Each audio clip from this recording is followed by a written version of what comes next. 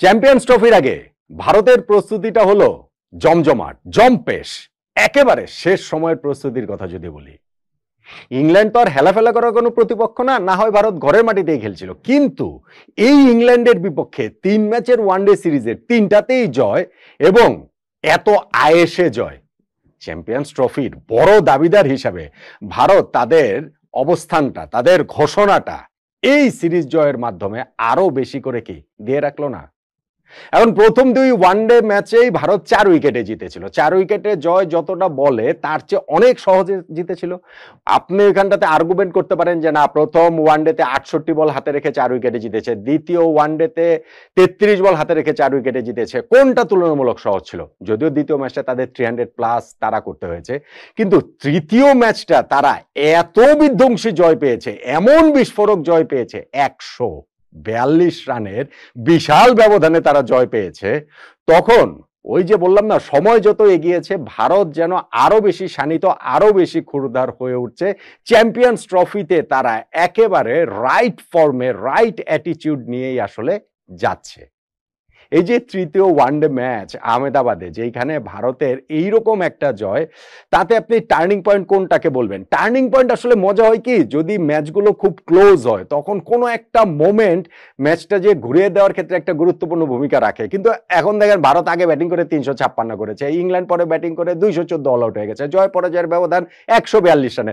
আপনি এইখানটাতে turning point মানে অত ক্লোজ কোন জায়গাটাতে বলা যায় যে না, এইটা না হলে ম্যাচের রেজাল্ট অন্যরকম হলেও হতে পারতো, বলাটা একটু কঠিন না? ভারত এই ম্যাচটাতেও টসে জিততে পারেনি। ইংল্যান্ড সিরিজের 3টা ম্যাচই টানা টসে জিতলো, কিন্তু টস জয়ের পরে এই ম্যাচে ইংল্যান্ডের ক্যাপ্টেন তারা চেস করার সিদ্ধান্ত নেয়, ভারতকে আগে ব্যাটিং এর পাঠানোর সিদ্ধান্ত নেয়।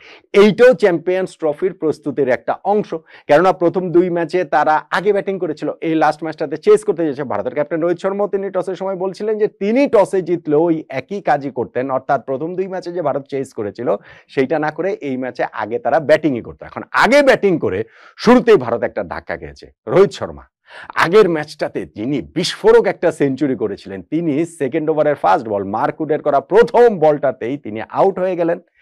যখন রোহিত শর্মা আউট হয়ে গেলেন, তাতে বিরাট কোহলি যে ক্রিজে আসলেন, শুভমান গিল এবং বিরাট কোহলির একটা পার্টনারশিপ হলো, সেটা 116 রানের, এবং ওই পার্টনারশিপেই শুরুর ধাক্কার কথা সবাই আসলে ভুলে গিয়েছিল।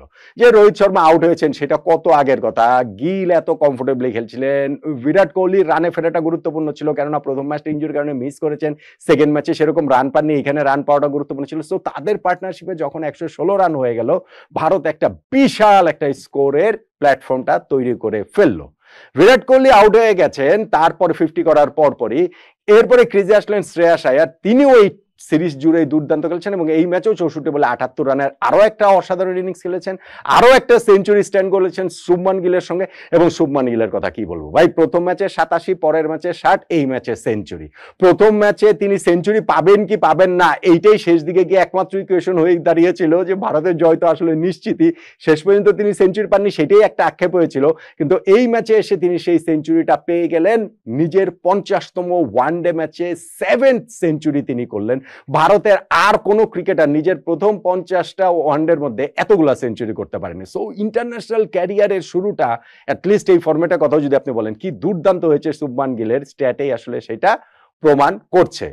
এখন ওই পরপর সেকেন্ড এবং থার্ড উইকেট পার্টনারশিপে যখন 2টা সেঞ্চুরি পার্টনারশিপ হয়ে গেছে না, ভারতের একটা বিগ স্কোরের জায়গাটা তৈরি হয়ে গেছে। এবং পরের দিকে ওটা কে এল রাহুল বলেন, হার্দিক পান্ডিয়া বলেন, অক্ষর প্যাটেল বলেন, সবাই যে যার মতো করে কন্ট্রিবিউট করছে, ভারতের স্কোরটা 350 প্লাস হয়ে যায়। আদিল রশিদ 4টা উইকেট নিয়েছিলেন, কিন্তু সেইটাও আসলে ভারতের অত বড় স্কোর করার পথে বাধা হতে পারেনি। এখন এই জায়গাটাতে শুভমান গিল এবং বিরাট কোহলির যে পার্টনারশিপ রয়েছিল, সেই পার্টনারশিপটা 106 রানের জুটিটা, একজন সেঞ্চুরি করেছেন, একজন 50 করেছেন, ওইটা অনেক আগেই আসলে শেষ হয়ে যেতে পারতো। যখন 12 রানে ছিলেন শুভমান গিল, তখন তার একটা বল একটুর জন্য ক্যাচ হয়নি, ইনফ্যাক্ট ওইটা নোম্যান্স ল্যান্ডেই পড়েছে, আই ডু আন্ডারস্ট্যান্ড, কিন্তু ধরেন ওইখানে ওই থার্ড স্লিপ কিংবা ওইখানে ওই গালিটা যদি রাখা হতো, ওইখানটাতে ক্যাচ হতে পারতেন, ওইটা একটা চান্স, হাফ চান্স বলতে পারেন। আর বিরাট কোহলি যখন 7 রানে ছিলেন, তখন তিনি একটা রান আউটের সুযোগ দিয়েছিলেন, ডিরেক্ট হিট হলে তিনি রান আউট হয়ে যেতে পারতেন, এইটা আরো একটা হাফ চান্স বলতে পারেন। আমি হাফ চান্সের কথা বলছি, কেননা ফুল চান্সের তো আর হিসাব নেই, মানে দুই দলের ডিফারেন্সটা এত বেশি। যখন 356 রান ভারত করে ফেললো, এইটা আহমেদাবাদের এই নরেন্দ্র মোদী স্টেডিয়ামে ভারতের হাইস্ট স্কোর, এবং এই জায়গাটাতে ইংল্যান্ডের বিপক্ষে ওভারঅল ওয়ানডে ম্যাচে ভারতের এইটা তৃতীয় সর্বোচ্চ স্কোর। এই স্কোর তারা করে কি ইংল্যান্ড জিততে পারবে? ইংল্যান্ডের ব্যাটিং এর এই সিরিজ জুড়ে আমরা দেখেছি, ওয়ানডে সিরিজ, টেস্ট, তার আগে টি-20 সিরিজেও দেখেছি যে ওপেনিং পার্টনারশিপের উপরে অনেক কিছু নির্ভর করে। ফিল সল্ট ও বেন ডাকেটের ওপেনিং পার্টনারশিপে এই ম্যাচও একটা 50+ স্কোর এনে দিয়েছে। কিন্তু তারা দুইজন যখন আউট হয়ে গেলেন, 60 রানের ওপেনিং জুটির পর অল্প সময়ের ব্যবধানে এই দুইজনকে আউট করে ফেললেন হচ্ছে আর্শদীপ সিং। তারা আউট হয়ে যাওয়ার পরে ইংল্যান্ডের আসলে ব্যাটিং একেবারে হোপলেস ব্যাটিং তারা করেছে। তাদের ওইখানটাতে আর জয়ের মতো কোনো সম্ভাবনাটাও তারা তৈরি করতে পারেনি। ধুকে ধুকে ধুকে ধুকে তারা আলটিমেটলি গিয়ে 214 রানে অল আউট হয়ে গিয়েছে। ধুকে ধুকে বলাটা হয়তো ঠিক হলো না, কারণ ইংল্যান্ড আসলে এখন ওয়ান ডাইমেনশনাল ক্রিকেট খেলে। তারা অ্যাটাক অ্যাটাক অ্যাটাক ওই ফিলোসফির ক্রিকেটটাই খেলে, এবং এইটাই তাদের মধ্যে তারা ইনস্টল করে নিয়েছে যে নো ম্যাটার হোয়াট আমরা জয়ের জন্যই যাব, এবং সেই চেষ্টা করতে গিয়ে যদি পরাজয়ের ব্যবধান বড় হয় তাতেও আসলে কিছু যায় আসে না। সো তারা শেষ পর্যন্ত খুব বড় ব্যবধানে এই ম্যাচটাতে হেরে গেল। ইন্ডিয়ার জন্য আরো একটা যে সুবিধার জায়গাটা হয়েছে যে এই ম্যাচে তারা কিছু প্লেয়ারকে বাজিয়ে দেখতে পেরেছে, যেমন ধরেন হচ্ছে গিয়ে মোহাম্মদ শামিকে রেস্ট দিয়েছে, রবীন্দ্র জাদেজাকে রেস্ট দিয়েছে। বরুণ চক্রবর্তী অবশ্য ইনজুরির কারণে তিনি খেলতে পারেননি। তাদের জায়গায় যে খেলেছিলেন আর্শদীপ কিংবা হচ্ছে গিয়ে ওইখানে মানে আর্শদীপ সিং, কুলদীপ যাদবরা, তারাও কিন্তু আসলে খুব ভালো পারফর্ম করেছেন। সো ইন্ডিয়ার জন্য প্রস্তুতির দিক থেকে কমপ্লেইন করার কোনো সুযোগ আর চ্যাম্পিয়ন্স ট্রফির আগে থাকছে না। ইংল্যান্ডের বিপক্ষে এরকম একটা সিরিজটা একটা জায়গায় তারা বলতে পারে যে সিরিজটা আরো কম্পিটিটিভ যদি হতো সেটা তাদের জন্য সুবিধা হতো। এখন এই ইন্ডিয়ার বিপক্ষে কিন্তু আমাদেরকে খেলতে হবে চ্যাম্পিয়ন্স ট্রফির প্রথম ম্যাচ বাংলাদেশকে 20 তারিখ দুবাইতে। বাংলাদেশের কিন্তু একটা হিউজ চ্যালেঞ্জ ওয়েট করে আছে। যে বাংলাদেশের চ্যালেঞ্জের কথা আলাদা, ইন্ডিয়াতে ওই যে ওইখানে বাংলাদেশের সঙ্গে গ্রুপে তাদের খেলতে হবে ফার্স্ট ম্যাচ, তারপরে তো তাদের পাকিস্তানের সঙ্গে খেলা রয়েছে, নিউজিল্যান্ডের সঙ্গে খেলা রয়েছে। ক্রিকেটে তো যে কোনো কিছুই হতে পারে, এই গ্রুপ থেকেও ইন্ডিয়া সেমিফাইনাল কোয়ালিফাই নাও করতে পারে, কিন্তু প্রস্তুতিটা তাদের একেবারে 100-তে 100 হলো, অমনটা আসলে বলাই যায়। তাহলে এই যে ম্যাচটা হলো ইংল্যান্ডের বিপক্ষে, ইংল্যান্ডকে হোয়াইট ওয়াশ করা ওয়ানডে সিরিজের ম্যাচ, যেটাতে তারা 142 রানে জিতে গেল, সেই ম্যাচে আপনি টার্নিং পয়েন্ট কোনটাকে বলবেন?